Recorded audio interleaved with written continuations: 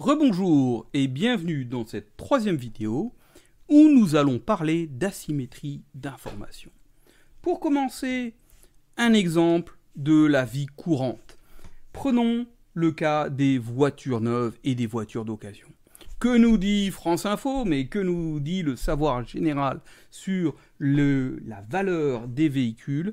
Eh bien que si jamais vous achetez une voiture neuve, quand vous sortez du concessionnaire, ce jour même où vous avez acheté la voiture, elle a perdu 15 à 20% de sa valeur. Ça peut paraître absolument incroyable, vous avez acheté une voiture, vous êtes content, eh bien vous venez faire d'une perte qui équivaut à 15-20% de la valeur de votre véhicule. Comment est-ce qu'on peut comprendre ça? Pourquoi est-ce que les gens ne se précipitent pas pour acheter des voitures d'occasion de 3 jours, de 5 jours à 15-20% de rabais? Ça paraît juste un petit peu absurde du point de vue économique.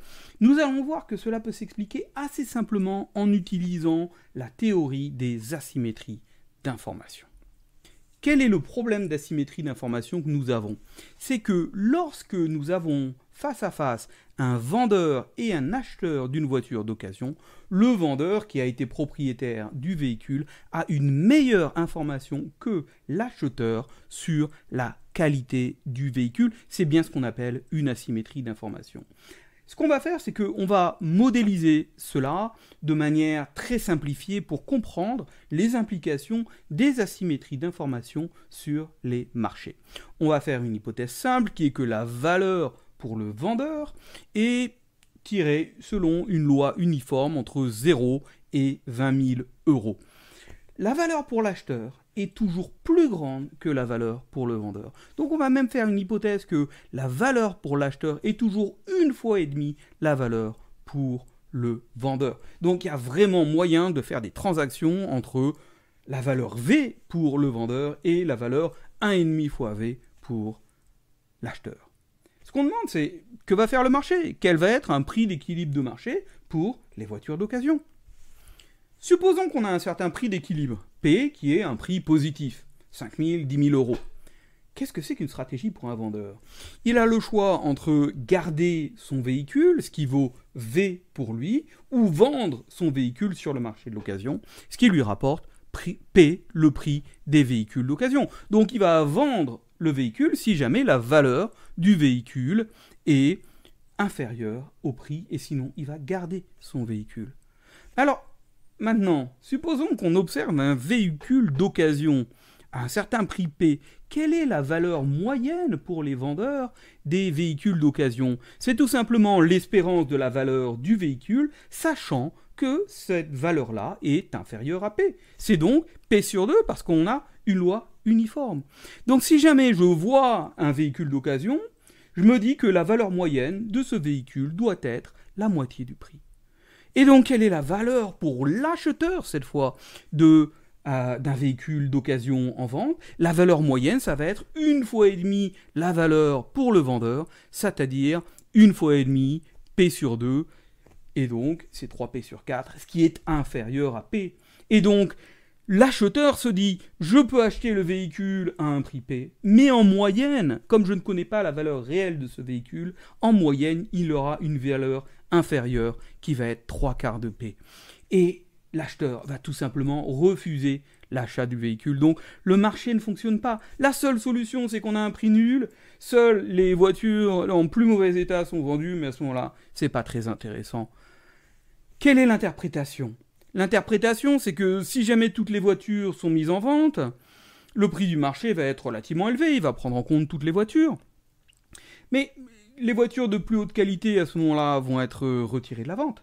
Puisque si jamais j'ai une voiture de plus haute qualité que le prix de vente, même s'il est élevé, je vais garder ma voiture, ça va faire baisser la valeur des voitures en vente, ça va faire baisser le prix des véhicules d'occasion, ça va supprimer d'autres bonnes voitures du marché, et on a un système comme ça, où progressivement, les voitures de meilleure qualité vont se retirer du marché, et les prix des voitures d'occasion vont s'effondrer.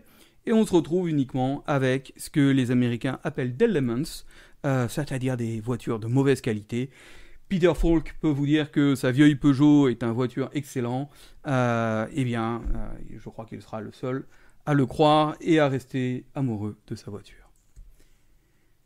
De manière générale, on a décrit la situation qui est celle de la sélection adverse. Cela veut dire que participer à un marché est un choix des vendeurs, un choix des acheteurs, et que cette participation à un marché dépend de l'information privée des agents économiques. Prenons d'autres exemples que le cas des voitures. Prenons les prêts interbancaires entre établissements financiers. Ces prêts interbancaires sont très courants pour des durées des fois très courtes, de quelques heures ou un peu plus longues jusqu'à 1 an. Et puis ces prêts interbancaires reposent sur la confiance dans le marché. Cela repose sur le fait que chaque acteur a confiance dans le fait que l'autre va repayer son prêt. Lors d'une crise, il y a soudainement incertitude sur les capacités de chacun des acteurs à repayer les prêts.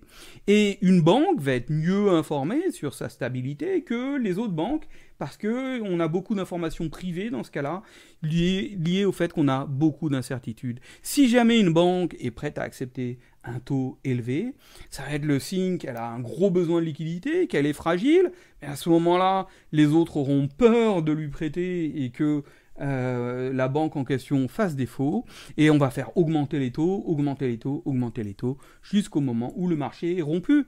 Et si on a un marché du prêt interbancaire rompu, eh bien cela peut conduire à des faillites et à une faillite totale du marché financier. Autre exemple important, celui de l'assurance santé. C'est pas du tout lié aux banques, c'est lié à l'idée d'avoir des assurances santé qui soient privées et non obligatoires. Ce n'est évidemment pas le cas en France, où nous avons une sécurité sociale qui est la même pour toutes, même s'il y a des complémentaires qui sont éventuellement privés et qui sont non obligatoires.